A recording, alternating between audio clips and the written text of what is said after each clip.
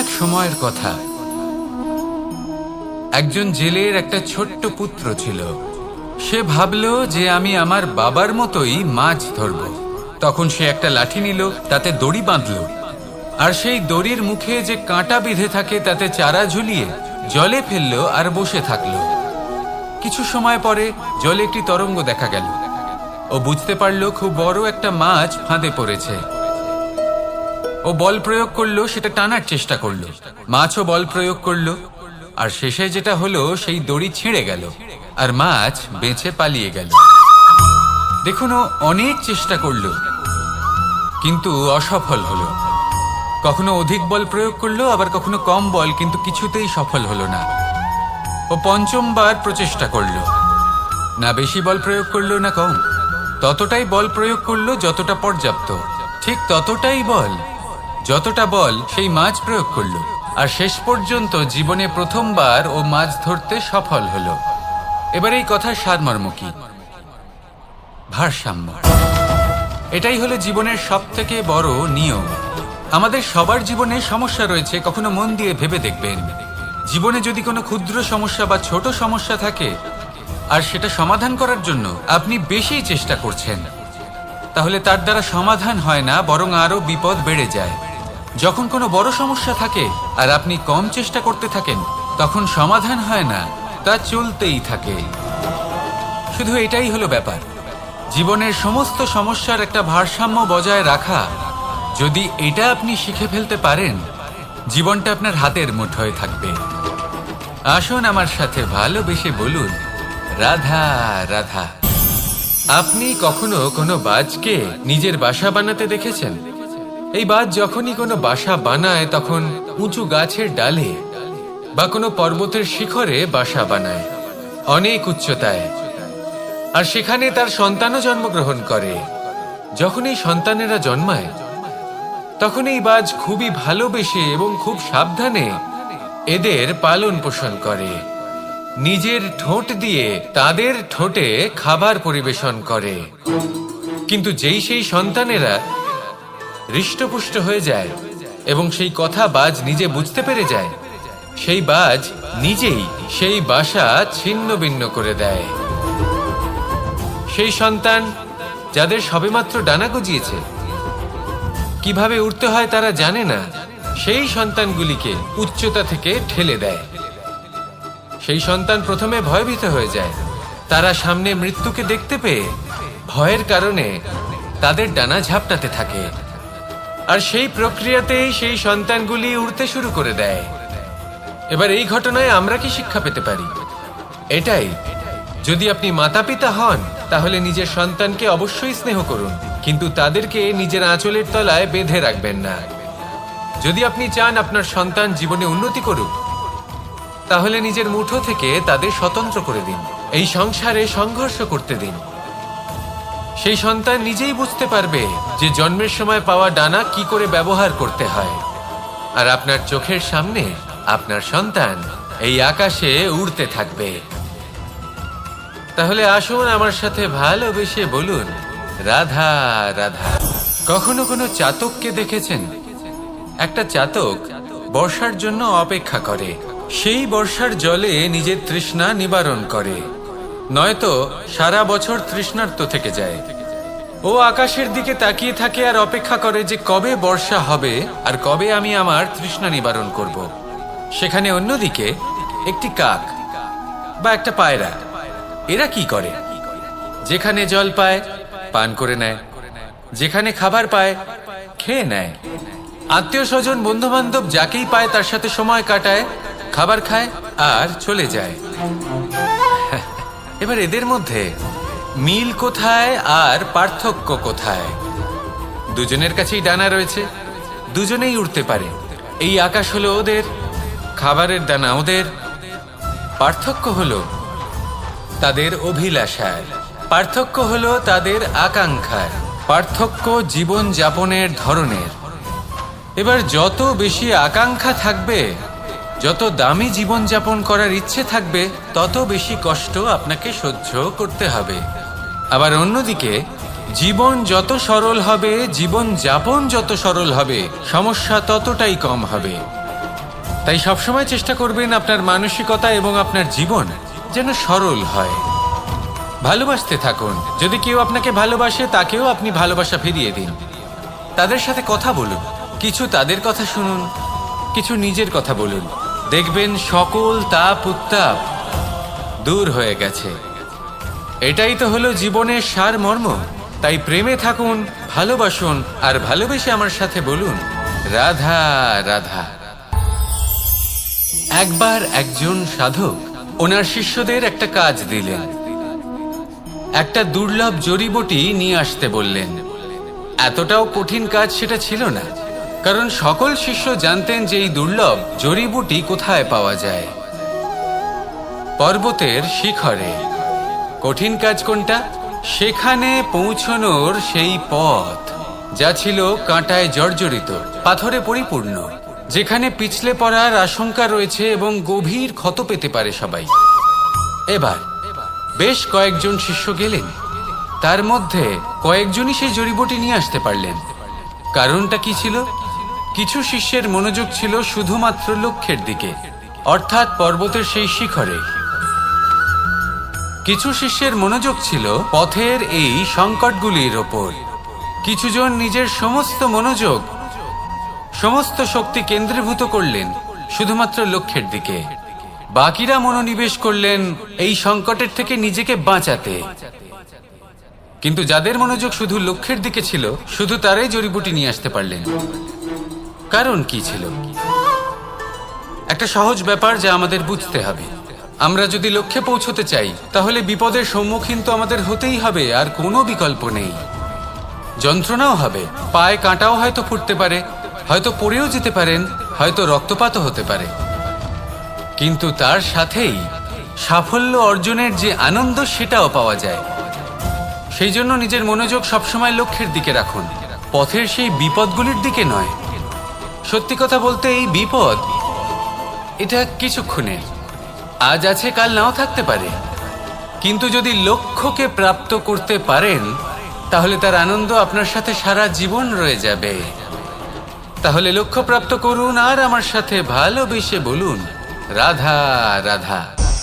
আমরা কখন উচিত কাজ করি, কখন অনুচিত কাজ করি, কখন পুণ্য করি আর কখন পাপ করি, কখন ন্যায়ের পথে চলি আবার কখন অন্যায়ের পথে চলি, তা দুজন ব্যক্তি বুঝতে পারেন,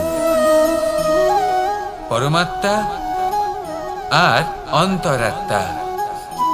এবার প্রত্যেক মুহূর্তে কি হয় পরমাত্মা সবই জানেন, তার কাছে কিছুই গোপন নয়।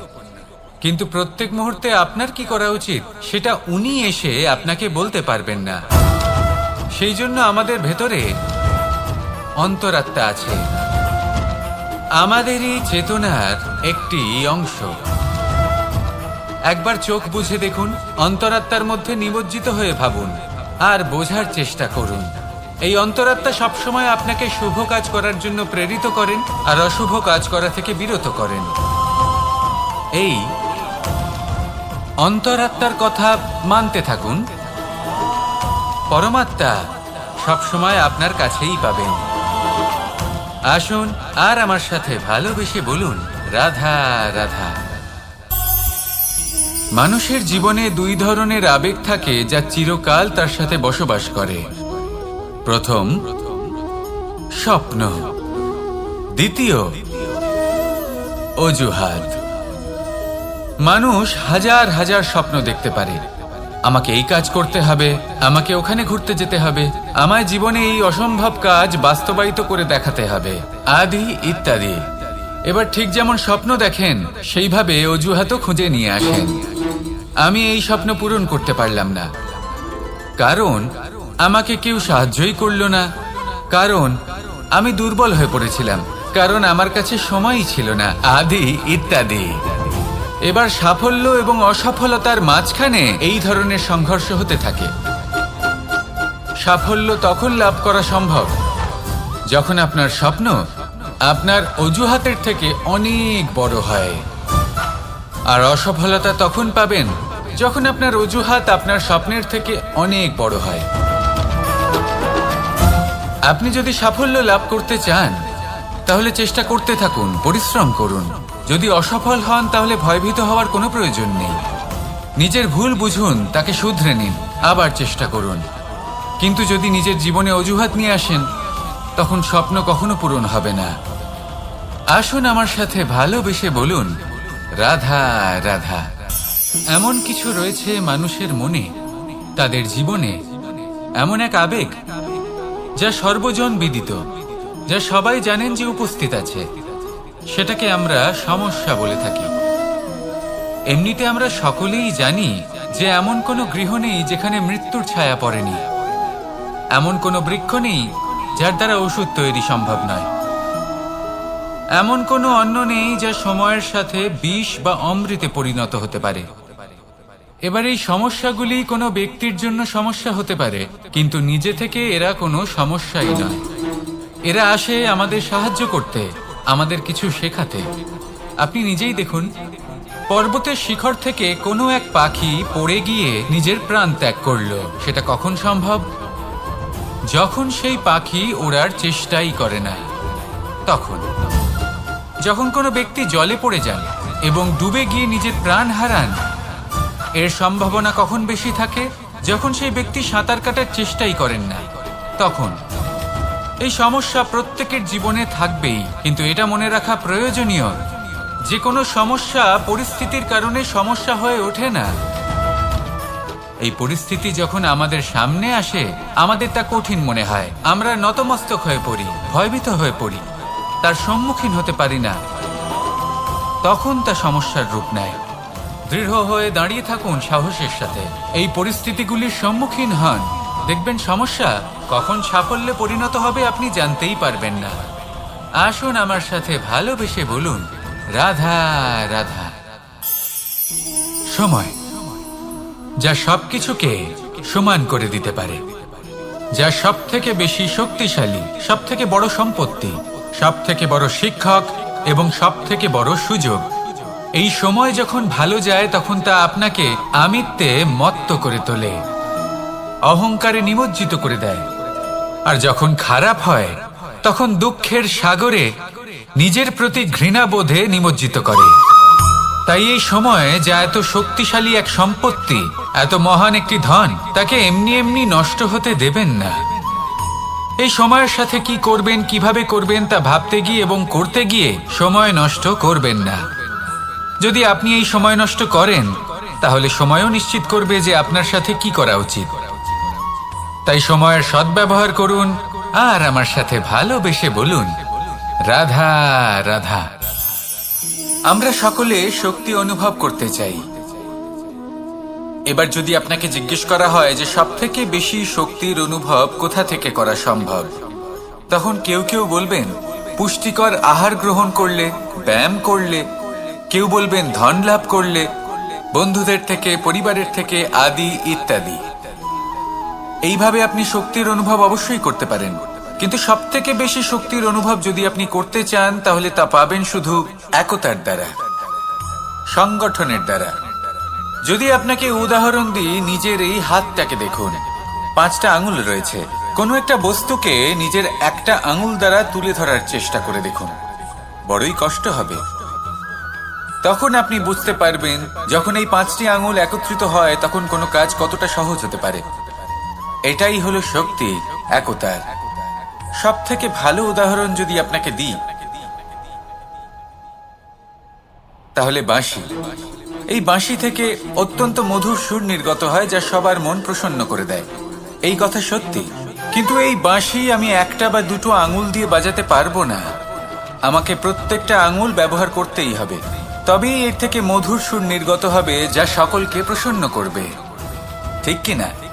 ঠিক এইভাবেই যদি আপনি চান যে আপনার জীবনরূপী বাঁশি থেকেও মধুর সুর নির্গত হোক বা সবার মনকে প্রসন্ন করে তুলুক, তাহলে আপনাকেও জীবনে একতা নিয়ে আসতেই হবে। আপনি একাও কর্ম করতে পারেন, পথ চলতেও পারেন, সামনেও এগোতে পারেন, সাফল্যও লাভ করতে পারেন। কিন্তু যখন সকলে একসাথে এগোবেন, সেই পথে চলবেন, সেই কর্মই করবেন, তখন লক্ষ্যে অবশ্যই পৌঁছবেন, সাফল্য অবশ্যই লাভ করবেন। কিন্তু সেই সাফল্য এবং তার আনন্দর সংমিশ্রণটাই একটু অন্যরকম হবে। তাই জীবনে ঐক্যবদ্ধ হন, একসাথে মিলে এগোতে থাকুন, আর আমার সাথে ভালোবেসে বলুন, রাধা রাধা। জীবনে দুই ধরনের আবেগ রয়েছে যার কোনো মূল্য নেই। আমার কথার অর্থ এটা নয় যে এদের কোনো গুরুত্ব নেই, গুরুত্ব যথেষ্টই রয়েছে, শুধু এদের জন্য আপনাকে কোনো মূল্য দিতে হয় না। প্রথম আবেগ হলো আনন্দ, প্রসন্নতা। এটা আপনি যে কোনো জায়গায় খুঁজে পেতে পারেন যদি আপনি খুঁজে পেতে চান। আপনি কোনো পুষ্পের সৌন্দর্য দেখে প্রসন্ন হতে পারেন। বায়ুর কারণে যখন একটি বৃক্ষ শিহরিত হয় সেটা দেখে আপনি প্রসন্ন হতে পারেন। একটা ছোট্ট শিশুর কলরব শুনেও আপনি প্রসন্ন হতে পারেন। একটা ক্রন্দনরত বালককে হাসিয়ে আপনি প্রসন্ন হতে পারেন। সবকিছু আপনার উপর নির্ভরশীল। সেখানে আরেকটি আবেগ হলো দুশ্চিন্তা। মানুষ বড়ই দুশ্চিন্তা করতে থাকে। আজ আমি এই কাজ করেছি, সেই বিষয়ে চিন্তা। আজ আমি এই কাজ করতে পারিনি, সেই বিষয়ে চিন্তা। কাল আমাকে এই কাজ করতে হবে, সেই নিয়ে চিন্তা। আমি কি সেই কাজটা করতে পারবো, সেই বিষয়ে দুশ্চিন্তা। চিন্তা সর্বত্র রয়েছে, যার জন্য মূল্য দিতে হয় না। যত চান আপনি একত্রিত করতে পারেন। একটা গুরুত্বপূর্ণ কথা মনে রাখবেন, প্রসন্নতা জীবনের একটা নতুন সূত্রপাত। সেখানে দুশ্চিন্তা হলো জীবনের চিতার সমান। এবার এই দুটি আবেগ হলো মূল্যহীন, দুটোই আপনার সামনে আছে। কোনটা চয়ন করবেন আপনি, দুশ্চিন্তা নাকি প্রসন্নতা? সিদ্ধান্ত আপনারই। আসুন আর আমার সাথে ভালোবেসে বলুন, রাধা রাধা। ধন, সম্পত্তি, এগুলো আসলে কি? এগুলো শুধু সেই মূল্য যার দ্বারা আমরা কোনো কিছু অর্জন করতে পারি। এবার এই ধনের দ্বারা এই সংসারে অনেক কিছু লাভ করা সম্ভব, কিন্তু সেই সব কিছুই শুধুমাত্র ভৌতিক বস্তুই হবে, ভৌতিক সামগ্রী, ভৌতিক সুবিধা। অর্থাৎ আপনার কাছে যতই ধন থাকুক, তা আপনাকে শান্তির ঘুম এনে দিতে পারবে না, আপনাকে জীবনের বাস্তব সুখের অনুভূতি লাভ করাতে পারবে না, কারণ এগুলো ভৌতিক ধন। এ ভৌতিক বস্তুই অর্জন করাতে সক্ষম। বাস্তবিক ধন কি? যদি এই প্রশ্ন আপনার মনে আসে, তাহলে তার উত্তর আমি আপনাকে দেব একটা উদাহরণের মাধ্যমে। কখনো আপনি শুনে থাকবেন যে একজন পিতা আজীবন অনিষ্ট করেন, অনর্থ করেন, খারাপ কাজ করেন শুধু ধন অর্জনের জন্য। তিনি ভাবেন যে আমি ধন অর্জন করব আর নিজের সন্তানকে একটা উজ্জ্বল ভবিষ্যৎ প্রদান করব, একটা সুখ স্বাচ্ছন্দ্যময় জীবন দান করব। এবার সন্তান যখন জন্ম লাভ করে, তখন সে ভাগ্যের জোরে সেই ধন ভোগ করে। যেরকম সে পায় সেরকমই তার ব্যবহার সে করে।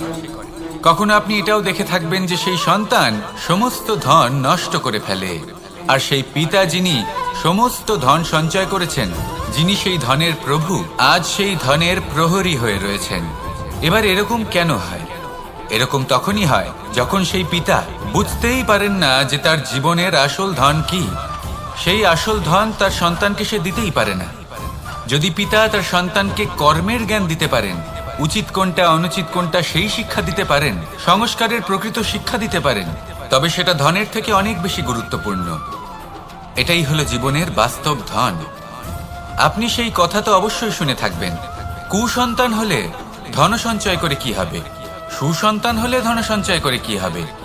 সন্তান যদি কুপুত্র হয় তাহলে সব নষ্ট করে ফেলবে, আর সন্তান যদি সুপুত্র হয় তাহলে ধন থাকুক না থাকুক, সে নিজেই কর্মের পথে অগ্রসর হয়ে ধন অর্জন করবে আর নিজের জন্য এক উজ্জ্বল ভবিষ্যৎ গড়ে তুলবে।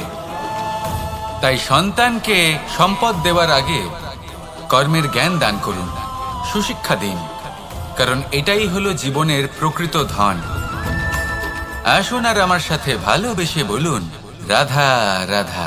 বিগত দিনের কিছু কথা মনে পড়ে গেল, এক অদ্ভুত ঘটনা যা অমূল্য শিক্ষা দিয়ে যেতে পারে।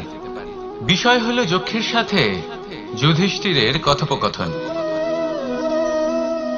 একবার যক্ষ যুধিষ্ঠিরকে জিজ্ঞেস করলেন, ওনাকে বললেন যে আমার কিছু প্রশ্নের উত্তর যদি আপনি দিতে পারেন, তাহলে আমি আপনার বাকি ভ্রাতাগণকে আবার জীবিত করে তুলব। সেগুলোর মধ্যে খুব গুরুত্বপূর্ণ আর কঠিন একটা প্রশ্ন ছিল, এই সংসারে সব থেকে শ্রেষ্ঠ আশ্চর্য কোনটি? এই প্রশ্ন আমি আপনাকে জিজ্ঞেস করছি।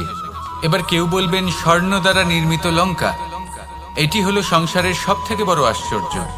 কেউ বলবেন বরফে ঢাকা সেই পর্বত যা আকাশ স্পর্শ করে।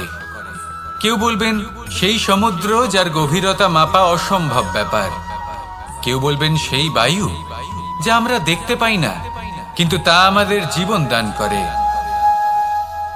সংসারের সব থেকে বড় আশ্চর্য কি, সেই প্রশ্নের উত্তর যুধিষ্ঠির দিয়েছিলেন, আর তা ছিল শ্রেষ্ঠ উত্তর এবং উচিত। উনি বলেছিলেন যে সংসারে প্রতিদিন কোনো ব্যক্তি জন্ম লাভ করেন আর কোনো ব্যক্তি মৃত্যুও লাভ করেন। এবার এই কথাটা সবাই জানেন, সবাই বোঝেন যে যখন জন্মেছি তখন কোনো একদিন আমিও অবশ্যই মৃত্যু লাভ করব। এবার যখন এই কথা প্রত্যেকটা মানুষ জানেন, তখন কেন প্রত্যেক মানুষ এই চিন্তায় থাকেন, এই নিয়ে কষ্ট পান, এই নিয়ে ব্যাকুল হয়ে থাকেন যে উনি একদিন মৃত্যু লাভ করবেন, তার থেকে দূরে পালাতে চেষ্টা করেন। বলেন যে আমি মৃত্যু লাভ করতে চাই না। কেন? যেখানে কোনো না কোনো দিন এটা অবশ্যই হবে। এ হলো ব্রহ্ম সত্য। এই যে ব্যাকুলতা, এই ভয়, এই যন্ত্রণা, এই চিন্তা তার মনকে বাঁচতেই দেয় না, এই জীবন অনুভবই করতে দেয় না। সেই জন্য এই চিন্তা, ব্যাকুলতা, ভয় এসবের কি লাভ? কোনো লাভ নেই। সেই জন্য যতক্ষণ জীবনযাপন করছেন প্রত্যেক মুহূর্ত যেন শ্রেষ্ঠ হয়, আনন্দময় হয়, প্রেমের দ্বারা পরিপূর্ণ হয়, সেই চেষ্টা করুন। চেষ্টা করুন যাতে আপনি যে কাজ করছেন তার দ্বারা যেন অন্যের মঙ্গল হয়। এই প্রচেষ্টাই আপনার জীবনকে প্রসন্নতা আর প্রেম দ্বারা ভরিয়ে তুলবে। এই মন সুপ্রসন্ন হয়ে বলবে রাধা রাধা রাধা রাধা। আপনারা হয়তো ভাবছেন কি আশ্চর্য ব্যাপার, প্রত্যেকবার আমি কথা শেষ হওয়ার পরে রাধা রাধা বলি। এইবার আমি আগেই বলে দিলাম। কারণটা কি? কারণ হলো অত্যন্ত বিশেষ। প্রত্যেকবার কথা সমাপ্ত হবার পরে আপনাদের সবার মধ্যে ভালোবাসা বিতরণ করতে চাই, তাই রাধা রাধা বলি। কিন্তু এইবার এই নতুন এবং বিশেষ সূত্রপাতে প্রথমে প্রেম বিতরণ করা অত্যন্ত আবশ্যক। এবার একটা বিষয় আছে যা জানেন হয়তো সকলেই, কিন্তু বুঝতে খুব কম জন পারেন। এই প্রেম, এই আনন্দ, এই সকল কিছুর সূত্রপাত হয় নিঃস্বার্থ আবেগের দ্বারা। ঠিক যেমন একজন মাতাকেই দেখে নিন। যখনই একজন মাতা সন্তানকে জন্ম দেন, তখন এই সংসার ভুলে যায় যে তার জন্য এটা একটা নতুন জন্ম। কারণ একজন নারী তখন একজন মাতৃরূপে নতুন ভাবে জন্ম নেন। একজন নারী স্ত্রী ও গৃহবধূ রূপে কিছু অধিকার লাভ করে থাকেন, কিন্তু তিনি যখন মা হয়ে যান তখন তিনি শুধুই দান করতে শেখেন। নিজের সন্তানের জন্য কত কিছুই না করেন, তাকে বাৎসল্যের সাগরে ভাসিয়ে নিয়ে যান। এই সংসারে রাজকুমার জন্ম নিতেই পারেন, তাকে রাম এবং লক্ষণ কিন্তু মায়েরাই বানিয়ে তোলেন। একজন গোয়ালা জন্ম নেয়, তাকে দ্বারকাধীশ একজন মাই বানিয়ে তোলেন। পিতা হলেন সেই পর্বত যার একটা অংশ হলো তার সন্তান, কিন্তু মা হলেন সেই শিল্পী যিনি একটা পাথরকে খোদাই করে এমন এক মূর্তি গড়ে তোলেন যাকে সকলে পূজনীয় মনে করেন। তাহলে স্মরণ করুন সেই সকল মুহূর্ত যেগুলি আপনি নিজের মাতার সাথে অতিবাহিত করেছেন। অনুভব করতে পারবেন যে কিভাবে এক মুহূর্তেই এই মন প্রফুল্ল হয়ে ওঠে। এবারের কারণ কি?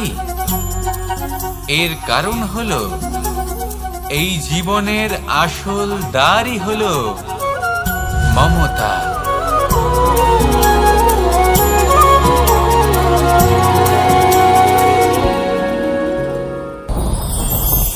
আমার জীবনে পরিচয় হয়েছে অনেক ব্যক্তির সাথে, ভিন্ন ভিন্ন ধরনের মানুষ। এনাদের সাথে আলাপ হয়ে খুব ভালো লেগেছে, অনেক শিক্ষাও লাভ করেছি। আমি তাদের সাথেও আলাপ করেছি যারা অনেক উচ্চ স্তরে পৌঁছে গেছেন, আবার তাদের সাথেও যারা নিজেদের জীবনে বিশেষ কিছু করতে পারেননি। তাদের সাথেও পরিচয় হয়েছে যারা সফল, আবার তাদের সাথেও যারা অসফল। এবার এই সবই একই রকম মনে হয়। এদের মধ্যে পার্থক্য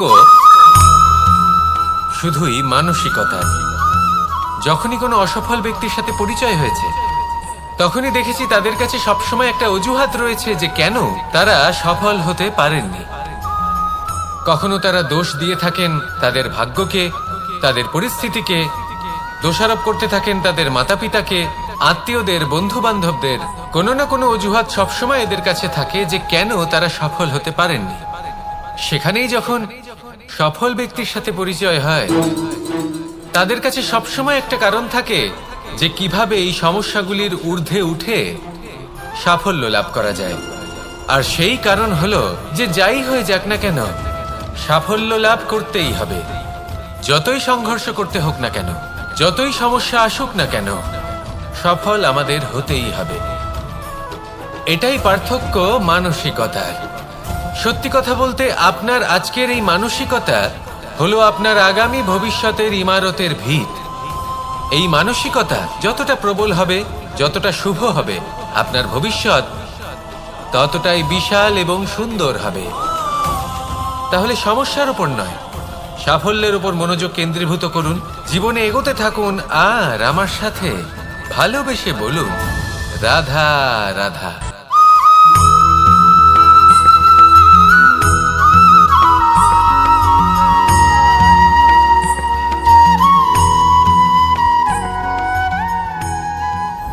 একজন রচনাকার নিজেই নিজের প্রতিভা একদম শেষ করে দিতে পারে যখন সে অনেকগুলো কাজ নিজের কাঁধে নিয়ে নেয়।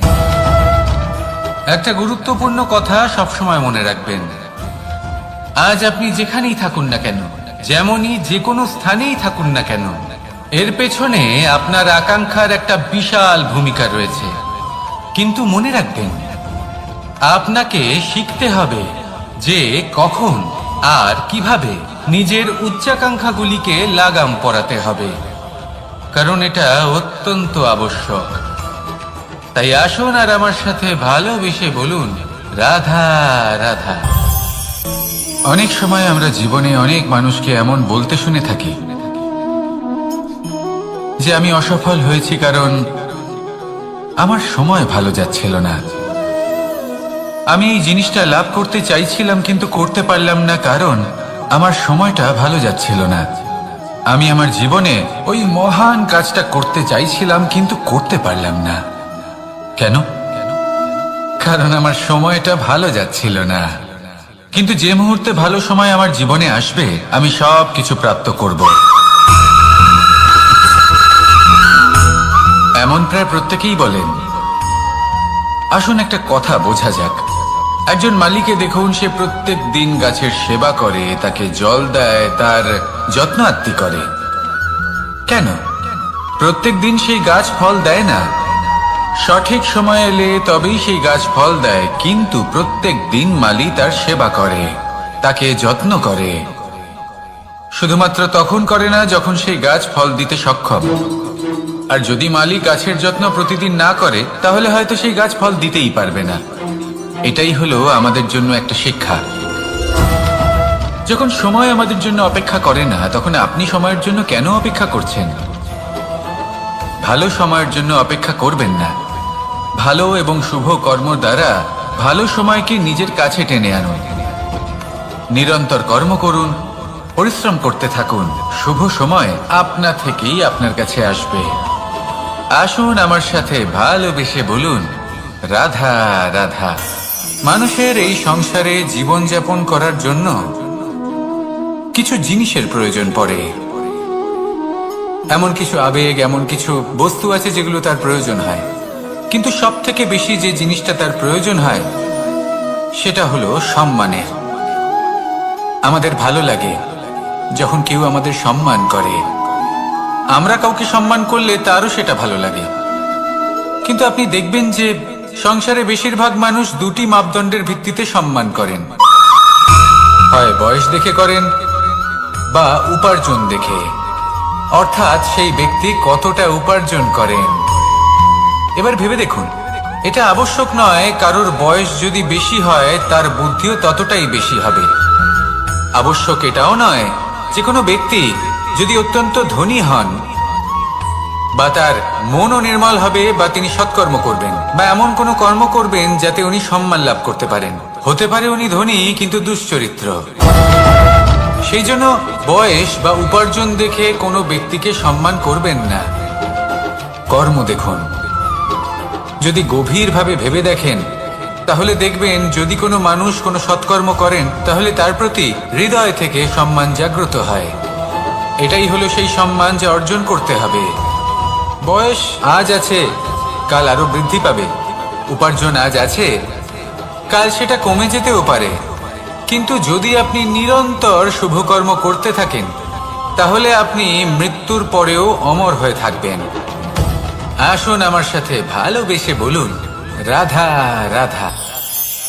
পাপ এবং পুণ্য, এই দুই হলো সংসারের এমন দুই বিন্দু যাকে কেন্দ্র করে এই সংসারের চক্র ঘুরতে থাকে।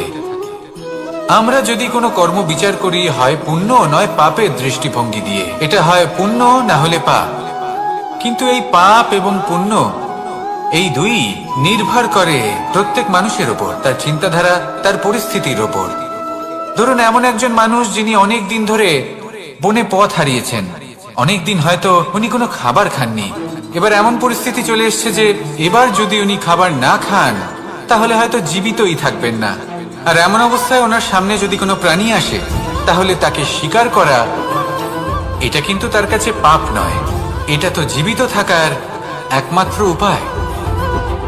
এটা তার কাছে পুণ্য সম। আর যদি আমি এমন একজন ব্যক্তির কথা বলি যিনি সরল, যিনি একটি সুখী, শান্ত, সুরক্ষিত জীবনযাপন করছেন, তার কাছে কিন্তু এটা পাপ।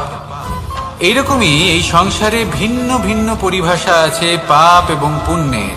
তার মধ্যে যদি আমি আপনাকে একটি সরল পরিভাষা দিই, সেটা হলো জীবনে যখনই কোনো কর্ম করবেন সেটা নিয়ে একটু ভেবে দেখুন যে এই যে কাজটা আমি করছি তার ফলে এই যে অন্য মানুষেরা আছেন এই সংসারে তারা কি দুঃখ পাবেন? যদি তারা দুঃখ পান তাহলে সেটা পাপ। যদি আপনি এমন কোনো কর্ম করেন যার ফলে অন্যরা প্রসন্নতা লাভ করেন, তাদের মুখে হাসি ফুটে ওঠে, যদি তারা প্রেরিত হন, জীবনে সামনে এগোতে পারেন, তাদের বিকাশ হয়, তাহলে এটা হলো পুণ্য। তাই জীবনে সবসময় পুণ্য করতে থাকুন আর আমার সাথে ভালোবেসে বলুন, রাধা রাধা। বনস্পতি ফলনের জন্য আমাদের কিসের প্রয়োজন পড়ে? একটু ধরিত্রীর, একটু পরিশ্রমের আর একটা বীজের। এবার যদি মানুষের কথা বলি তাহলে এখানে ধরিত্রী হলো মানুষের এই জীবন, যেখানে মানুষ নিজের ইচ্ছের ফল ফুল ফলন করতে চায়। পরিশ্রম হলো আমাদের কর্ম, আর বীজ হলো আমাদের নির্বাচন। আমাদের বেছে নিতে হবে যে আমরা কি বপন করব,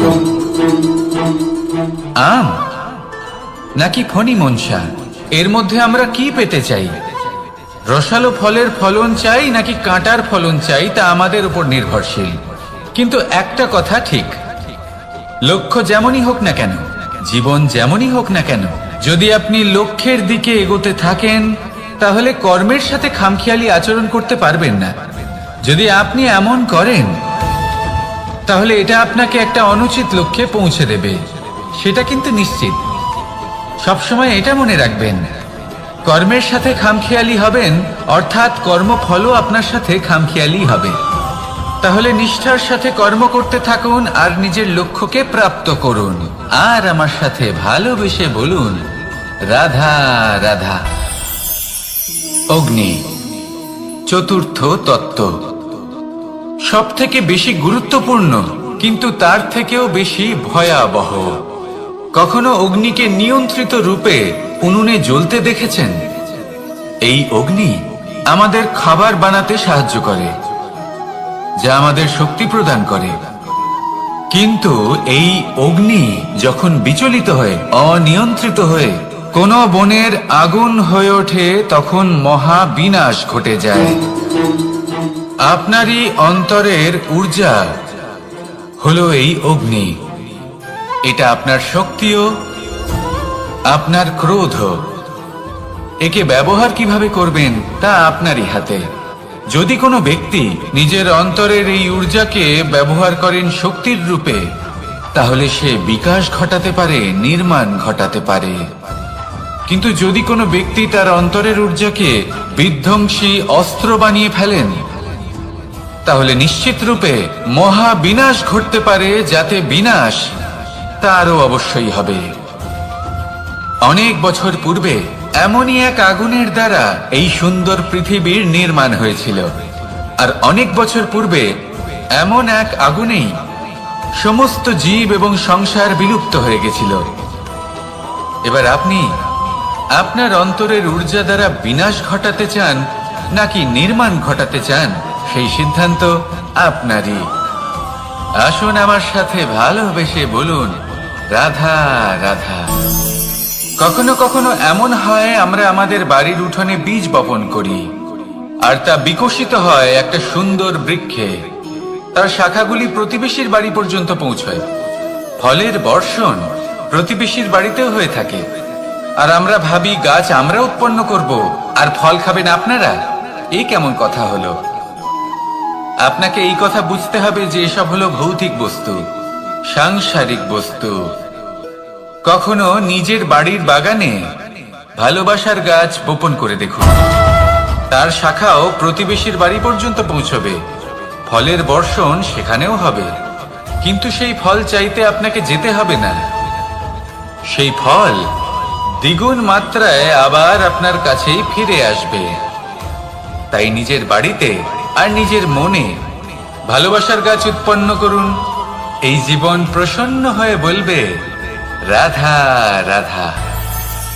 অ দিয়ে অন্ত, আ দিয়ে আরম্ভ। এই দুইয়েরই রাশি সমান। যদি আপনি মন দিয়ে দেখেন তবে দেখবেন এদের সম্পর্ক খুবই নিবিড়। কিভাবে?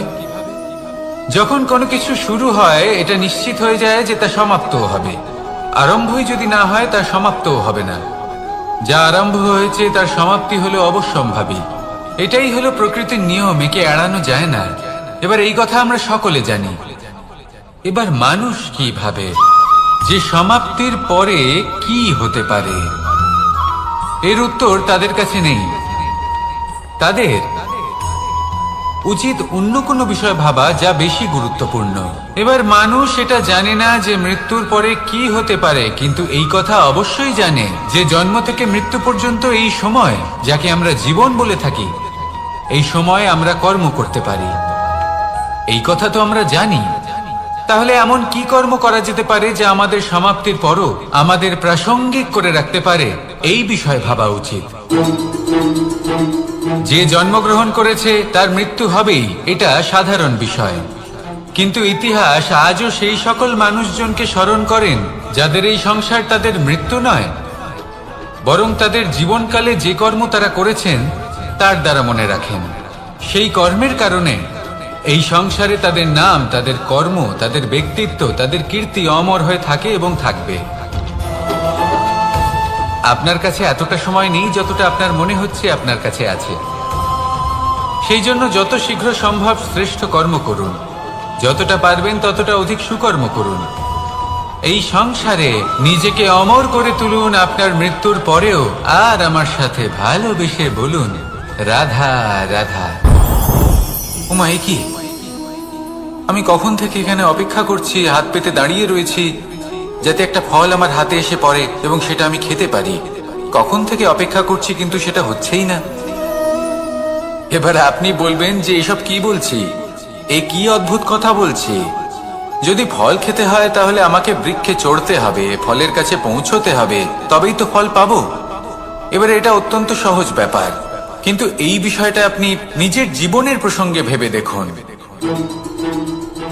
লক্ষ্য কোথায় আছে আপনি জানেন, সেই লক্ষ্যে পৌঁছানোর পথ কি সেটাও আপনি জানেন, সেই পথে চলার ক্ষমতাও আপনার রয়েছে, কিন্তু তাও আপনি নিজের লক্ষ্য লাভ করতে পারছেন না। কেন? কারণ আপনি অপেক্ষা করছেন যে লক্ষ্য আপনার সামনে চলে আসবে, কিন্তু তা হয় না। লক্ষ্য সে যাই হোক না কেন, ধন হোক, প্রেম হোক, কোনো সম্মান হোক বা মোক্ষ হোক, যদি আপনি তার দিকে অগ্রসর না হন তাহলে ফল প্রাপ্তি অসম্ভব ব্যাপার, তা কোনোদিনই হবে না। সেই জন্য আপনার চোখের সামনে আপনি যদি নিজের লক্ষ্যকে দেখতে পান তাহলে উঠুন এবং সেই দিকে অগ্রসর হতে শুরু করুন। নিজের অন্তরের সকল অশুভ গুণ দূর করুন, অলসতা ত্যাগ করুন, অজ্ঞানতা ত্যাগ করে দিন এবং চলতে থাকুন। অবশ্যই মনোবাঞ্ছিত ফল লাভ করতে পারবেন। মনে রাখবেন, চলতে থাকলে তবেই লক্ষ্য প্রাপ্তি হবে। অপেক্ষার দ্বারা শুধুমাত্র মৃত্যু লাভ হবে। আসুন আমার সাথে ভালোবেসে বলুন, রাধা রাধা। পাখি কখন জন্ম নেয়, কখন উড়তে শেখে, কখন বাসা বানাতে শেখে, কখন নিজের মৃত্যু লাভ করে, এসব আমাদের মধ্যে কেউ জানি না। কিন্তু পাখি একটা কথা খুব ভালো করে জানে, যে এই সংসারে ও যা কিছুই করুক না কেন, এই সংসারে ওকে নিয়ে কিচ্ছু যায় আসে না। এবার আমরা কি করি? কোনো কাজ করার আগে আমরা এটা ভাবি যে এই সংসার যদি আমাকে দেখে ফেলে তাহলে কে জানে এই সংসার কি ভাববে, আমার প্রতিচ্ছবি কেমন তৈরি হবে কে জানে, কে জানে কি হবে আদি ইত্যাদি। এই সব ভাবনায় আমরা মগ্ন হয়ে যাই। কিছুটা এমন ভাবে মগ্ন হই যে বর্তমানের কর্মের এই জীবনের যাত্রাপথে সেই সময়ের আনন্দ উপভোগ করতে ভুলে যাই। এবার দেখুন একটা পাখি কি করে, ওর কর্ম হলো গান গেয়ে চলা। ওই পাখি গেয়ে চলে, কেউ ওর গান শুনুক বা না শুনুক, কেউ আদৌ শুনছে কিনা সেই বিষয়টা নিয়ে সেই পাখির কিছুই যায় আসে না। সেই পাখি নিজের কর্ম করতে থাকে। হয়তো সেই জন্যই আপনি কখনো কোনো পাখিকে কাঁদতে দেখবেন না। এরকমই আপনাকে নিজেকে গড়ে তুলতে হবে। প্রথমে নিজেকে জিজ্ঞেস করুন, এই যে কর্ম আমি করতে চলেছি সেটা কি উচিত? যদি আপনার মনে হয় সেটা উচিত তাহলে সেটা প্রমাণ করুন। এটা ভাববেন না যে এই সংসার কি ভাববে। আসুন আর আমার সাথে ভালোবেসে বলুন, রাধা। বনের মধ্যে যদি আপনি কোনো বিষাক্ত সাপ দেখেন তাহলে কি করবেন? আপনি তখনই তার থেকে দূরে পালাতে চেষ্টা করবেন। আর এটা কেন করবেন? নিজের রক্ষার্থে। এই কথা আমি নয় মেনে নিলাম, কিন্তু নিজের জীবনে এটা করেন না কেন? আপনি যেখানেই যান, যে স্থানেই যান না কেন, প্রত্যেক সময় প্রত্যেক মুহূর্তে এমন বিষাক্ত সাপ আপনি অবশ্যই খুঁজে পাবেন। আর সেই সাপ নয় যাদের আপনি বনে খুঁজে পাবেন, এরা হলো সেই সাপ যা আপনাকে পাপ করতে বাধ্য করবে। আপনার অন্তরের বাসনা, ক্রোধ, অহংকার, লোভ, ঈর্ষা এদের বৃদ্ধি ঘটাবে। দেখুন, বনের এই সাপ আপনাকে একবার ছেড়ে দিতেও পারে, ছোবল নাও মারতে পারে, কিন্তু এই যে পাপরূপী সাপ আছে তা অবশ্যই ছোবল মারবে। কর্ম যদি করেন তাহলে অবশ্যই ফল পাবেন। সেই জন্য যখনই কোথাও যাবেন, যদি এমন কাউকে দেখেন, যদি এমন কিছু দেখেন যে আপনাকে পাপ করতে বাধ্য করছে, তাহলে সেই মুহূর্তে সেখান থেকে পালিয়ে যান। যেমন বনের সাপ দেখে আপনি পালাতে থাকেন। সৎকর্মের রক্ষা অত্যন্ত আবশ্যক। আসুন আর আমার সাথে ভালোবেসে বলুন, রাধা রাধা। যদি কোনো সিংহ বানরের মতো গাছে চড়তে চেষ্টা করে তাহলে কি হবে? একটা মাছ যদি মাটিতে হাঁটতে চেষ্টা করে তাহলে কি হবে? তারা বিফলই হবে। কিন্তু এরকম কেন হয়? তার কারণ হলো প্রকৃতির রচনা কিছুটা এরকম। এখানে প্রত্যেকটি ব্যক্তিকে, প্রত্যেকটি প্রাণীকে আলাদা আলাদা গুণের অধিকারী করা হয়েছে এবং সকলকে একটা সীমাও প্রদান করা হয়েছে। এবার এই যে বৃক্ষ, পশু, পাখি, এদের মধ্যে সেই ক্ষমতাই নেই যে এরা নিজেদের যাচাই করতে পারবে, নিজেদের সীমাগুলো বুঝতে পারবে, নিজেদের সদ্গুণগুলো চিনতে পারবে। এরা সেটা করতে পারবে না। কিন্তু মানুষ তো আলাদা। মানুষের কাছে সেই বিশেষ শক্তি আছে যে তারা পূর্ণরূপে নিজেদের যাচাই করতে পারবে, নিজেকে পূর্ণরূপে বুঝতে পারবে, নিজের দোষ, নিজের অপগুণ, নিজের সদ্গুণ, নিজেদের সীমাগুলো তারা বুঝতে পারবে। আর এটা অত্যন্ত গুরুত্বপূর্ণ। কথায় আছে যে যদি সাফল্য লাভ করতে হয় তাহলে নিজেকে যাচাই করে নিতে হবে। তাই নিজেকে যাচাই করুন, নিজের সাথে পরিচিত হয়ে যান এবং জীবনে কর্ম করতে থাকুন। সাফল্যের শিখরে অবশ্যই পৌঁছে যাবেন। আর ওখানে যদি যান তাহলে এই মন প্রসন্ন হয়ে অবশ্যই বলবে, রাধা রাধা। অন্ধকারাচ্ছন্ন রাত্রি যদি এসে থাকে তাহলে আলোকিত প্রকাশ নিয়ে সূর্যও অবশ্যই আসে। রোগ যদি এসে থাকে তাহলে তার ওষুধও অবশ্যই আসে। সমস্যা যদি আসে তাহলে সেই সমস্যার সমাধানও নিজে থেকেই আমাদের কাছে চলেই আসে। এই সংসার, এই জীবনের শুধুমাত্র একটাই নিয়ম আছে, আর তা হলো এটাই, এই সংসার হলো একটা চক্রের মতো। এতে শাশ্বত বলে কিছু নেই, নিত্য বলে কিছু নেই, আর যা কিছুই রয়েছে সব বদলাতে চলেছে। যদি আপনার জীবনে দুঃখ থাকে, সমস্যা থাকে, যদি আপনি বিপদ দ্বারা আচ্ছন্ন, তাহলে মনে রাখবেন সবকিছু বদলে যেতে চলেছে। দুঃখের সময় কাঁদবেন না, মনকে আরো দুঃখী করে তুলবেন না, কারণ এখানে যা কিছুই এসেছে তা যাওয়ার জন্যই এসেছে। তাহলে এত চিন্তা কিসের? আনন্দ সহকারে জীবন যাপন করুন, আর আমার সাথে ভালোবেসে বলুন রাধা রাধা। রাত্রিবেলায় যখন আলোকিত জোনাকিদের দেখেন তখন মন প্রসন্ন হয়ে ওঠে। এদের দেখতে খুবই সুন্দর লাগে। আর এমন ঠিক কেন হয়? প্রথম হলো এটাই যে রাতের বেলায় চতুর্দিক অন্ধকারাচ্ছন্ন থাকে। এমত অবস্থায় যদি আমরা কোথাও একটু প্রকাশ দেখি, তাহলে সেটাই আশার কিরণের ন্যায় মনে হয়। সেই প্রকাশই আমাদের মন প্রসন্ন করে তোলে। আর সেই জন্য যে সকল মানুষ রাতের বেলায় কোনো জোনাকি দেখতে পান, তারা প্রসন্ন হয়ে যান। এবার কখনো কখনো জীবনে আমাদের মনে হয় যে চতুর্দিকে শুধুমাত্র অন্ধকারই হয়ে আছে। প্রত্যেকেরই তা কখনো মনে হয়। আর তখনই আমাদের নিরাশ হলে চলবে না, আমাদের দুঃখী হলে চলবে না। সেই সময় আমাদের খুঁজতে হবে নিজেদের আশেপাশে, চতুর্দিকে, আর কোথাও না কোথাও আমরা প্রকাশ অবশ্যই দেখতে পাবো, আশার একটা কিরণ অবশ্যই দেখতে পাবো। কেউ এমন একটা কর্ম করেন যেটা দেখে আমরা প্রেরিত হয়ে যাই। আর এমন কোন কর্ম যদি আপনারা করেন, তাহলে সেই কর্ম আপনার মনকে প্রসন্ন ভাব, আনন্দ এবং ভালোবাসা দ্বারা ভরিয়ে তুলবে। আপনার অন্তরে সেই অন্ধকারের অন্ত করবে, দুঃখেরও অন্ত করবে। আর এই মন প্রসন্ন ভাব নিয়ে বলবে রাধা রাধা। মনুষ্য জীবনের সব থেকে বেশি গুরুত্বপূর্ণ বিষয় হল মনের একাগ্রতা।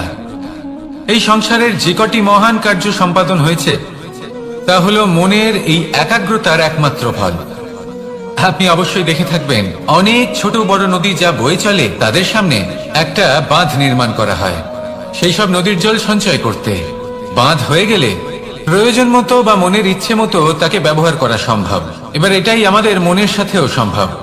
আমাদের মনের একাগ্রতা আজকের দিনে দাঁড়িয়ে বিভিন্ন ধরনের বিকার, ক্রীড়া এবং ভোগের মধ্যে ভাগ হয়ে গেছে। একে একত্রিত করতে হবে, একটা বাঁধ নির্মাণ করতে হবে, কর্মের বাঁধ। আপনাকে শুধু এটাই করতে হবে, যেটা উচিত কর্ম সেটাই করুন, যেটা অনুচিত কর্ম সেটা করা থেকে নিজেকে বিরত রাখুন। ব্যাস, এই কাজটাই আপনি করতে থাকুন, করতে থাকুন। মনের মধ্যে একাগ্রতার বাঁধ নির্মাণ করুন। আর একবার যদি তা নির্মাণ হয়ে যায়, তাহলে যখন চাইবেন, যেখানে চাইবেন, যতটা চাইবেন একাগ্রতা প্রয়োগ করতে পারবেন। আর একবার যদি আপনি এটা শিখে যান, তাহলে এই সংসারকে বদলে ফেলার মতো কাজ আপনি করতে পারবেন, সমাজকে শোধরাবার মতো কাজ করতে পারবেন। তাহলে এই মনকে একাগ্র করুন, আর আমার সাথে ভালোবেসে বলুন রাধা রাধা।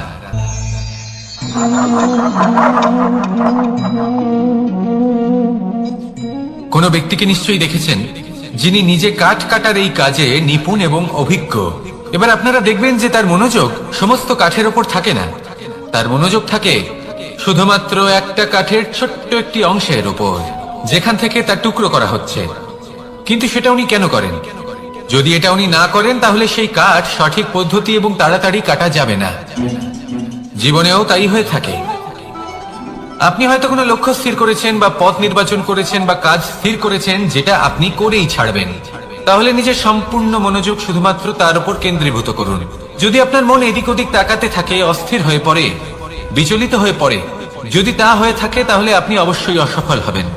তাই কর্মঠ থাকুন, নিরন্তর কর্ম করতে থাকুন এবং পূর্ণ মনোযোগ দিয়ে নিজের কাজ করুন। নিজের পথে অগ্রসর হন বা নিজের লক্ষ্য প্রাপ্ত করতে চেষ্টা করুন। তারপর দেখুন কি হয়, কিভাবে উচিত পথে এবং তীব্র গতিতে আপনার লক্ষ্য আপনার কাছেই পৌঁছে যায়। আর আপনার এই মন প্রসন্ন হয়ে বলে রাধা রাধা। কখনো কোনো নদীকে দেখেছেন? একই আকার, একই স্থান, শুধু প্রবাহিত হতে থাকে। এর মধ্যে কখনো কোনো অপদ্রব্য ফেলে দেখুন, দেখবেন সেটা বেশিক্ষণ সেখানে থাকে না। সেটা নদীর সাথে বইতে থাকে, আর বয়ে যেতে যেতে সাগরে সমাহিত হয়ে যায়, আর শেষ পর্যন্ত সাগর সেটাকে তটে ফেলে দেয়। কিছুটা এমন হওয়া উচিত আমাদের বিচারধারাও। এক স্থানে তা স্থগিত হওয়া উচিত নয়, এটা সবসময় প্রবাহমান হওয়া উচিত। তবেই আমাদের চেতনা, আমাদের মূল্যবোধ এবং আমাদের স্মৃতি, এই তিনটি শ্রেষ্ঠ থাকবে। আর এটাই হলো পুকুর এবং নদীর মধ্যে পার্থক্য। নদীতে জল সবসময় বয়ে চলে, সেই জন্য পবিত্র থাকে, শুদ্ধ থাকে এবং পরিষ্কার থাকে। আর সেখানে এই পুকুরের তলদেশে সব জমা হতে থাকে, আর সেই জন্য তা অপবিত্র হয়ে যায়। তাই সবসময় এই বিচারধারা প্রবাহমান রাখুন। যদি মনে কোনো ভাবনা চলে আসে, সেখানেই থেকে যায় এবং বিদ্যে থাকে, তাহলে তা বের করে দিন, তাকেও বয়ে যেতে দিন, এবং তার যা উত্তর হবে তা সময়ের সাথে আপনার সামনেই চলে আসবে। শুধুই নদীর মতো প্রবাহমান হন আর আমার সাথে ভালোবেসে বলুন, রাধা রাধা। এই সংসারে সাফল্য লাভ করার জন্য জ্ঞানের প্রয়োজন হয়, পরিশ্রমের প্রয়োজন হয়, দৃঢ় নিষ্ঠার প্রয়োজন হয়, নিরন্তর চেষ্টা করা প্রয়োজনীয়।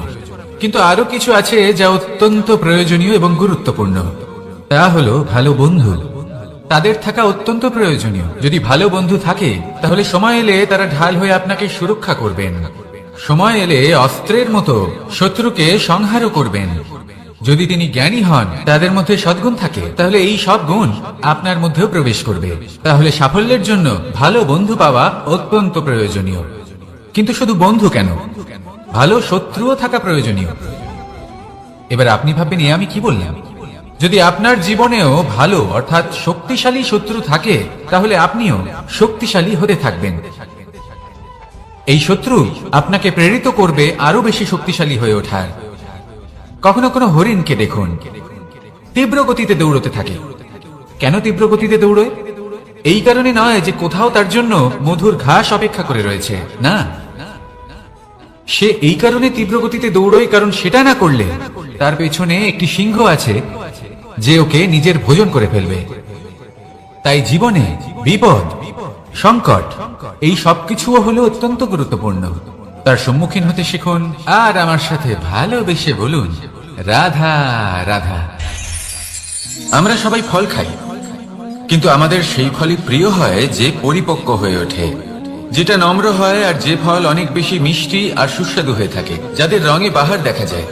সেইভাবে জীবনে আমরা নানান মানুষের সাথে পরিচিত হই, কিন্তু সেই মানুষই আমাদের মন ছুঁয়ে যায় যারা বিনম্র স্বভাবের, যাদের বাণী খুব মধুর, যাদের অন্তরে আত্মবিশ্বাসের একটা তেজ, একটা রং দেখা যায়।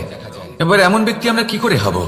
ঠিক সেইভাবেই যেমন একটা ফল রোদ, বর্ষা, শীত, বায়ু, এই সকল সংকটময় পরিস্থিতির সম্মুখীন হয়ে পরিপক্ক হয়ে ওঠে, সেইভাবেই মানুষ সংকটময় পরিস্থিতির সম্মুখীন হয়ে পরিপক্ক হয়ে ওঠেন। যদি এই সংকটের সম্মুখীন হন, তাহলে অভিজ্ঞ হবেন, আর এই অভিজ্ঞতাই শিক্ষা দিয়ে যাবে।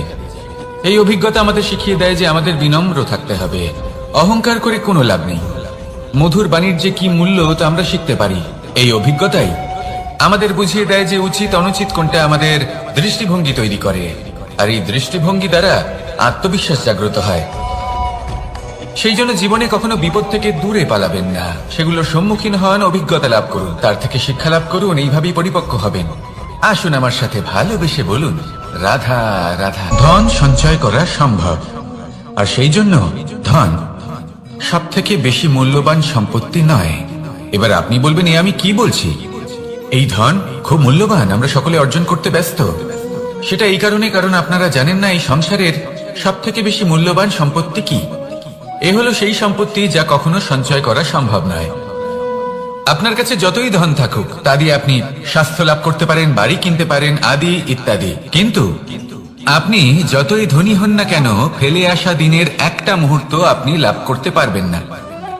এই একটা মুহূর্ত, এই সময়, এটাই হলো সংসারের সব থেকে মূল্যবান সম্পত্তি। একবার চলে গেলে তা কখনোই ফিরে আসে না। আর এই মুহূর্ত যতই চলে যাক না কেন, আমরা স্মৃতির মাধ্যমে সেগুলি যাপন করতে পারি, তার আনন্দ উপভোগ করতে পারি, আর যার সাথে আমরা সময় অতিবাহিত করেছি তার স্মৃতিতে আমরা চিরকাল জীবিত থাকতে পারি। সেই জন্য সময় সব থেকে মূল্যবান সম্পত্তি, তাকে এইভাবে নষ্ট করবেন না। প্রত্যেকটা মুহূর্ত উপভোগ করুন, আনন্দ করুন, আর ভালোবেসে বলুন, রাধা রাধা। কনক, কি সুন্দর একটা শব্দ। এর অনেকগুলো রূপ রয়েছে, অনেকগুলো অর্থ রয়েছে। প্রথম অর্থ হলো স্বর্ণ, অর্থাৎ সম্পত্তি। দ্বিতীয় অর্থ ধুতুরা, অর্থাৎ গাছের ছোট একটা বীজ, যা কিনা অত্যন্ত শক্তিশালী হয়। যদি বেশি মাত্রায় এর প্রয়োগ করা হয়, তাহলে এটা বিষময় হয়ে উঠতে পারে। এই হলো সেই ধুতুরা যার প্রয়োগ মহাদেবের পুজোতে করা হয়। এবার প্রশ্ন হলো এটাই যে এই স্বর্ণ এবং এই ধুতুরার মধ্যে মিল কি রয়েছে। মিল হলো এটাই যে এই দুটোই মানুষকে মত্ত করে তোলে। ধুতুরা মানুষকে তখন মত্ত করে যখন তাকে সেবন করা হয়, কিন্তু স্বর্ণ, ধন, সম্পত্তি, মানুষ সেটা যতটাই অর্জন করে নেয় সেটাই যথেষ্ট। এই স্বর্ণ মানুষের ভাবনা চিন্তা করার ক্ষমতাকে বশ করে ফেলে। মানুষ সম্পত্তির লোভে মত্ত হয়ে ওঠে, কারণ যে যত চমৎকারী, যতটা অমূল্য হয় তাকে সামলানো কিন্তু ততটাই কঠিন, তাই না? তাই মনে রাখবেন, ধন, স্বর্ণ, সম্পত্তি এগুলো ধুতুরার থেকেও অনেক বেশি বিষাক্ত হতে পারে। তাই এর উপর আত্মসংযমের একটা কবচ পরিয়ে রাখবেন এবং বিবেকের শক্তির সাথে এগুলো প্রয়োগ করুন, তবেই কল্যাণ হবে। আসুন আমার সাথে ভালোবেসে বলুন, রাধা রাধা। আমার কাছে যশোদা মা যেমন, আমার কাছে দেবকী মা যেমন, আমার কাছে ঠিক তেমনই হলেন গোমাতা। এবার ভেবে দেখার বিষয় হলো এটা যে এই সংসারে অসংখ্য প্রাণী আছে, একজন গাইকে একজন মায়ের মর্যাদা কেন দেওয়া হয়? তাহলে এর অনেকগুলো কারণ আছে। এই গাই অর্থাৎ গোমাতা, এনারা হলেন অত্যন্ত শান্ত, শান্তিপ্রিয়, কখনো কারোর কোনো ক্ষতি করতেই পারেন না। গোমাতা যে দুধ নিজের বাছুরকে পান করান সেই দুধই আমাদেরও দেন। সেই দুধ পান করে আমরা শক্তি লাভ করি। এই দুধ থেকে আমরা মাখন, ঘি, পায়েস এইসব সুস্বাদু খাবার লাভ করি। গোমাতার গোবর আমাদের জ্বালানি হিসেবে সাহায্য করে, যার ফলে খুব কম সংখ্যক কাঠ ব্যবহার করা যায় এবং বেশিরভাগ জঙ্গল সুরক্ষিত থাকে। গোমাতার গোমূত্র সেটাও আমাদের কাছে লাভজনক। এর দ্বারা আমরা অনেক রোগ থেকে মুক্তি লাভ করতে পারি। গোমাতা যখন একটি বাছুরকে জন্ম দেন তখন সেই বড় হয়ে আমাদের ক্ষেত কর্ষণ করে। সেই জন্য গাইকেও জীবনে মায়ের মর্যাদা দেবেন। যতটা সম্ভব তাকে সেবা করুন এবং ভালোবেসে তাকে পালন করুন। এই মন নিজে থেকেই প্রসন্ন হয়ে বলবে, রাধা রাধা। মধু কারই না পছন্দ বলুন তো? অত্যন্ত সুস্বাদু হয় এই মধু, মিষ্টি খেতে হয় এবং তা শক্তিও প্রদান করে। এবং প্রত্যেকটি মিষ্টি পদার্থের মতোই এতেও খুব তাড়াতাড়ি পিঁপড়ে ধরে যায়। অন্যদিকে যদি নুনকে দেখি, তাহলে বছরের পর বছর রাখলেও এতে পিঁপড়ে ধরে না। এবার যদি কথা বলি বন্ধুত্বের, তাহলে বন্ধুত্ব নুনের মতো হওয়া উচিত, মধুর মতো নয়। যারা সামনে এলে শুধুমাত্র মধুর মধুর কথা বলবে, পরে এতে পিঁপড়ে ধরে যাবে, এটা নুনের মতো হওয়া উচিত। প্রকৃত বন্ধু হলো সে যে সময় এলে পরে আপনার সামনে আপনার প্রকৃত সত্য তুলে ধরবে, তা সে যতই কঠিন হোক না কেন। আপনার দোষ, আপনার অপগুণ, আপনার খামতি আপনাকে বলতে পারবে, যাতে আপনি সেগুলো শুনে মেনে নিয়ে তারপর নিজেকে শুধরোতে পারেন। এটাই হলো প্রকৃত বন্ধুত্ব। কখনো নিজের জীবনের আশেপাশে মন দিয়ে দেখবেন, অনেক সময় এমন মানুষ থাকেন, অনেক বন্ধু থাকেন, যাদের দেখে আমাদের মনে হয় যে এনারা খুব কঠোর, এনাদের কথা খুব কটু। কিন্তু বেশিরভাগ এমন মানুষের মনটা যদি বুঝতে পারেন, তাহলে দেখবেন তাতে কোনো মালিন্য নেই। এনাদের মন অত্যন্ত পবিত্র হয়। যদি আপনার জীবনেও এমন কোনো ব্যক্তি থেকে থাকে, এমন বন্ধু থাকে, তাহলে তাদের আগলে রাখুন আর আমার সাথে ভালোবেসে বলুন, রাধা রাধা। যতক্ষণ আমরা এই সংসারে জীবিত, ততক্ষণ আমাদের সাথে সবকিছু থাকে। আমাদের ধন, সুখ স্বাচ্ছন্দ্য, আমাদের মিত্রগণ, আমাদের পরিবার, এই সমাজ, এই সবকিছু আমাদের সাথে থাকে। যেদিন আমরা এই সংসারকে ত্যাগ করব, এদের মধ্যে কেউ আমাদের সাথে যাবে না। না ধন, না স্বাচ্ছন্দ্য, না সম্পত্তি। এই সকল মানুষ, এই সমাজ, এরা শুধুমাত্রই শ্মশান পর্যন্ত আমাদের সাথে থাকতে পারবেন। তারপরে যদি আমাদের সাথে কিছু যেতে পারে, তাহলে তা শুধুই আমাদের ধর্ম। আর এই সংসারে আমরা নিজেদের যে সুনাম রেখে যাই, সেটা সম্ভব শুধুমাত্র কর্মের দ্বারা। সেই জন্য সংসারে যতদিন পর্যন্ত জীবিত আছেন, যদি কিছু অর্জন করতে চান, তাহলে ধর্ম অর্জন করুন, ধর্মের বিষয়ে স্পষ্টতা অর্জন করুন এবং কর্ম অর্জন করুন। এটাই হবে আপনার অতীত এবং এটাই হবে আপনার ভবিষ্যৎ, এবং এটাই সকলকে প্রেরণা প্রদান করবে। আসুন আমার সাথে ভালোবেসে বলুন, রাধা রাধা। এই পরিবার হলো আমাদের জীবনের একটা অমূল্য সম্পদ, অমূল্য এক আশ্রয়, যা এই সংসারে হয়তো কোথাও আপনি পাবেন না। তাই একে আগলে রাখুন। পরিবার সেই গাছ। আসুন আমার সাথে ভালোবেসে বলুন, আর সেই গাছ। আসুন আমার সাথে ভালোবেসে বলুন, রাধা রাধা। অনেক সময় আমরা জীবনে অনেক মানুষকে এমন বলতে শুনে থাকি যে আমি অসফল হয়েছি কারণ আমার সময় ভালো যাচ্ছিল না। আমি এই জিনিসটা লাভ করতে চাইছিলাম কিন্তু করতে পারলাম না কারণ আমার সময়টা ভালো যাচ্ছিল না। আমি আমার জীবনে ওই মহান কাজটা করতে চাইছিলাম কিন্তু করতে পারলাম না। কেন? কারণ আমার সময়টা ভালো যাচ্ছিল না। কিন্তু যে মুহূর্তে ভালো সময় আমার জীবনে আসবে আমি সব কিছু প্রাপ্ত করব। এমন প্রায় প্রত্যেকেই বলেন। আসুন একটা কথা বোঝা যাক। একজন মালিকে দেখুন, সে প্রত্যেক দিন গাছের সেবা করে, তাকে জল দেয়, তার যত্ন আত্তি করে। কেন? প্রত্যেক দিন সেই গাছ ফল দেয় না। সঠিক সময় এলে তবেই সেই গাছ ফল দেয়, কিন্তু প্রত্যেক দিন মালি তার সেবা করে, তাকে যত্ন করে। শুধুমাত্র তখন করে না যখন সেই গাছ ফল দিতে সক্ষম। আর যদি মালি গাছের যত্ন প্রতিদিন না করে তাহলে হয়তো সেই গাছ ফল দিতেই পারবে না। এটাই হলো আমাদের জন্য একটা শিক্ষা। যখন সময় আমাদের জন্য অপেক্ষা করে না তখন আপনি সময়ের জন্য কেন অপেক্ষা করছেন? ভালো সময়ের জন্য অপেক্ষা করবেন না। ভালো এবং শুভ কর্ম দ্বারা ভালো সময়কে নিজের কাছে টেনে আনুন। নিরন্তর কর্ম করুন, পরিশ্রম করতে থাকুন। শুভ সময় আপনা থেকেই আপনার কাছে আসবে। আসুন আমার সাথে ভালোবেসে বলুন, রাধা রাধা। একে বালি বলুন, মাটি বলুন বা ধুলো বলুন, এ দিয়ে কত কিছু করা সম্ভব। এ দিয়ে আপনি নিজের বাসস্থান নির্মাণ করতে পারেন, প্রাচীর গড়ে তুলতে পারেন, অট্টালিকা নির্মাণ করতে পারেন।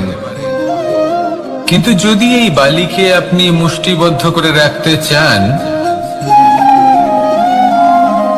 তাহলে তা হাত থেকে ফসকে যাবে। আপনি কখনোই একে মুষ্টিবদ্ধ করতে পারবেন না। এরকমই হয় আমাদের জীবন, আর এরকমই হয় সময়। এই মুষ্টিবদ্ধ করা বালির মতো। সময়কে আমরা বাধা দিতে পারবো না, আটকেও রাখতে পারবো না। এ হলো প্রবাহমান। জন্ম থেকে মৃত্যু পর্যন্ত এই যে সময়, তা খুবই সীমিত। আর এই সময় আমরা যেটাই করি তার দ্বারাই আমাদের মূল্য নির্ধারিত হয়। আর এই সংসার থেকে চলে যাওয়ার পরেও এই সংসার এই সব কর্মের জন্যই আমাদের মনে রাখে। তাই যদি আপনি এটা ভাবেন যে আজ যে কর্ম করার ছিল আমি না হয় কাল করে নেব, কাল আমার লক্ষ্যে পৌঁছানোর কথা ছিল আমি পরশু পৌঁছবো, না, এই সময় খুব মূল্যবান, একে নষ্ট করবেন না। এই সময়কে সদ্ব্যবহার করুন, মহান হবার পথে অগ্রসর হন। একে যদি মুষ্টিবদ্ধ করে রাখার চেষ্টা করেন এই সময় থেমে থাকবে না। আসুন আমার সাথে ভালোবেসে বলুন, রাধা রাধা। আমাদের মনে যখন কোনো প্রশ্ন ওঠে, কোনো দ্বন্দ্ব জাগে, তখন আমরা যাই আমাদের গুরুর কাছে, আমাদের আরাধ্যের কাছে গিয়ে জিজ্ঞেস করি। এইভাবেই একদিন আমি পৌঁছলাম আমার আরাধ্যের কাছে, আমার মহাদেবের কাছে, আর ওনাকে প্রশ্ন করলাম যে মহাদেব, জীবনে আনন্দ পাওয়ার, উৎসব পালনের, প্রেম ভাগ করে নেবার, জীবনকে উপভোগ করে নেওয়ার সর্বশ্রেষ্ঠ সময় কোনটা? মহাদেব হাসলেন আর উনি বললেন, জীবনে উৎসব পালনের সব থেকে শ্রেষ্ঠ দিন হলো মৃত্যুর ঠিক আগের দিনটা। প্রেম ভাগ করে নেওয়ার সব থেকে শ্রেষ্ঠ মুহূর্ত হলো মৃত্যুর ঠিক আগের মুহূর্ত। জীবনকে উপভোগ করে নেওয়ার সর্বশ্রেষ্ঠ প্রহর হলো মৃত্যুর 1 প্রহর পূর্বে। তখন আমি চমকে গেলাম। আমি বললাম, কিন্তু মহাদেব, মৃত্যু তো অনিশ্চিত, আমরা জানিও না কবে আমাদের মৃত্যু হবে। মহাদেব আবার হাসলেন। উনি বললেন যে যদি আমরা এভাবে জীবন কাটাই যে আমরা জীবনের প্রত্যেক দিন, প্রত্যেক মুহূর্ত, প্রত্যেক প্রহর শেষ বলে মনে করি, তাহলে আমাদের সমস্ত জীবন আনন্দের সাথেই অতিবাহিত হবে। কি বলেন?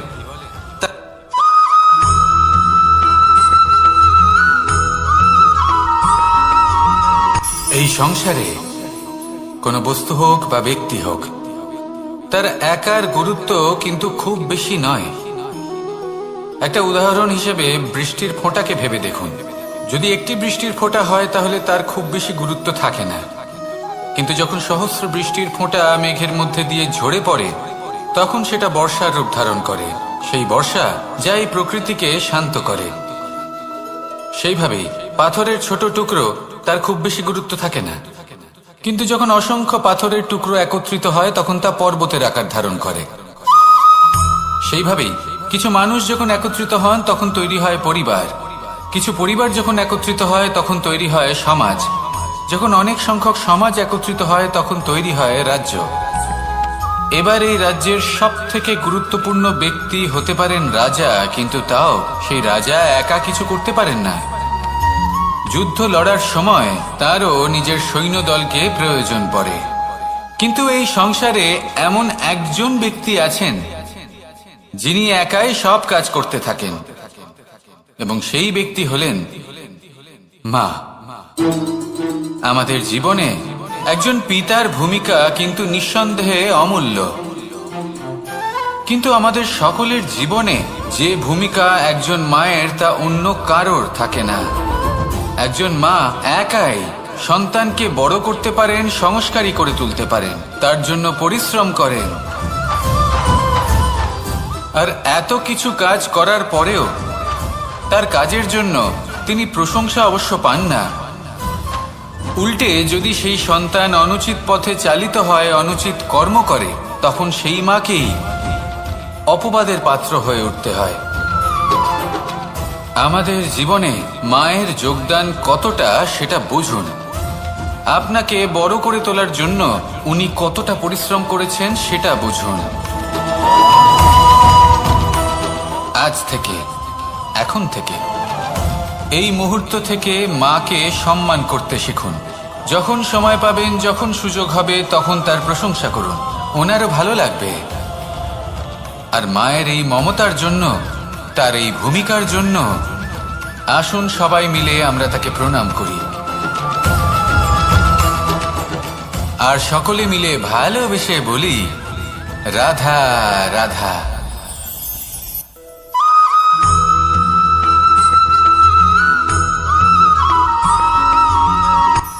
এই সংসারে সাফল্য লাভ করার জন্য জ্ঞানের প্রয়োজন হয়, পরিশ্রমের প্রয়োজন হয়, দৃঢ় নিষ্ঠার প্রয়োজন হয়, নিরন্তর চেষ্টা করা প্রয়োজনীয়। কিন্তু আরো কিছু আছে যা অত্যন্ত প্রয়োজনীয় এবং গুরুত্বপূর্ণ। তা হলো ভালো বন্ধু। তাদের থাকা অত্যন্ত প্রয়োজনীয়। যদি ভালো বন্ধু থাকে তাহলে সময় এলে তারা ঢাল হয়ে আপনাকে সুরক্ষা করবেন। সময় এলে অস্ত্রের মতো শত্রুকে সংহারও করবেন। যদি তিনি জ্ঞানী হন, তাদের মধ্যে সদ্গুণ থাকে, তাহলে এই সব গুণ আপনার মধ্যেও প্রবেশ করবে। তাহলে সাফল্যের জন্য ভালো বন্ধু পাওয়া অত্যন্ত প্রয়োজনীয়। কিন্তু শুধু বন্ধু কেন, ভালো শত্রুও থাকা প্রয়োজনীয়। এবার আপনি ভাববেন, আমি কি বললাম? যদি আপনার জীবনেও ভালো অর্থাৎ শক্তিশালী শত্রু থাকে, তাহলে আপনিও শক্তিশালী হতে থাকবেন। এই শত্রু আপনাকে প্রেরিত করবে আরো বেশি শক্তিশালী হয়ে ওঠার। কখনো কোনো হরিণকে দেখুন, তীব্র গতিতে দৌড়তে থাকে। কেন তীব্র গতিতে দৌড়য়? এই কারণে নয় যে কোথাও তার জন্য মধুর ঘাস অপেক্ষা করে রয়েছে, না। সে এই কারণে তীব্র গতিতে দৌড়য় কারণ সেটা না করলে তার পেছনে একটি সিংহ আছে যে ওকে নিজের ভোজন করে ফেলবে। তাই জীবনে বিপদ, সংকট, এই সবকিছুও হলো অত্যন্ত গুরুত্বপূর্ণ। তার সম্মুখীন হতে শিখুন আর আমার সাথে ভালোবেসে বলুন, রাধা রাধা।